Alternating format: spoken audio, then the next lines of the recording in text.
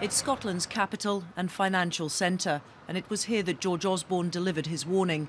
A currency union with an independent Scotland would not work and was not going to happen. Sharing the pound is not in the interests of either the people of Scotland or the rest of the United Kingdom.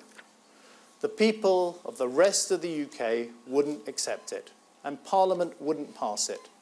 If Scotland walks away from the UK, it walks away from the pound. Getting behind the Tory Chancellor are the Liberal Democrats and Labour. Danny Alexander, Ed Balls and George Osborne, unlikely allies maybe, but all agree there will be no negotiations. Scotland will not get to formally keep the pound. George Osborne's speech here in Edinburgh was highly detailed. He took the unprecedented step of publishing internal civil service advice. It's a ratcheting up of pressure on the pro-independence politicians here at Holyrood to give more details about whether they have a currency plan B. The Scottish Government say today's intervention amounts to bullying and bluff. Of course, the Scottish Government's proposition should be subjected to scrutiny. It has been and will continue to be subjected to scrutiny.